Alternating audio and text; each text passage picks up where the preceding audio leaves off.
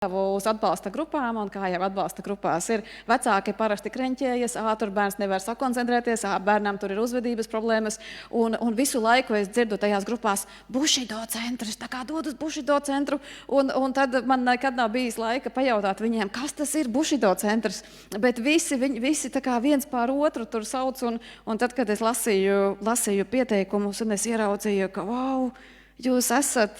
tā kā atbalstīti un jūs esat pamanīti, un varbūt, ka tad arī tu, visticamāk, arī tu vari pastāstīt, kas tas tāds īsti ir. Jā, mēs esam Latvijas Kyokushinkai karate federācijas klubs, Bushido centrs, kas šogad ir realizējis projektu parakarate, un esam iestājušies vispasaules parakarate organizācijā un strādājam tieši ar bērniem ar autismu spektru un citiem kustību traucējumiem un visiem pārējiem, un cenšamies bērnus iekļaut sportā, lai viņi justos piederīgi arī ne tikai skatoties malā, jo tas man bija tāds izaicinājums. Jau pār pa 20 gadiem esmu treneris, un bērni trenējās jau ilgu laiku, un viņus nebija kur tā kā ielikt sacensībās un tā. Un tad vienā dienā bijām Lietuvā, redzējām, kad ir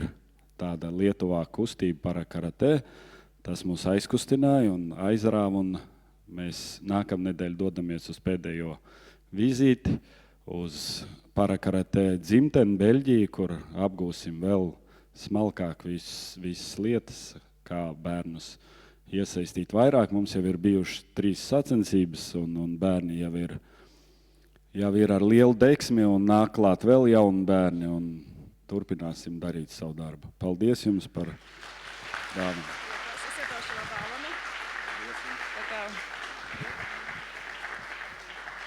Un galvenais, ka bērni sarunājas, treneris teica, ka skolā sist nevajag, jā, vajag sist tur, kur vajag sist, jā, un tad vecākiem parādās tā autoritāte, kad tā kā zini, ko treneris tev teica, un paldies, tas ir fantastiski, tas, ko es dzirdu no vecākiem, ko jūs darat, ir kaut kas pilnīgi fenomenāls.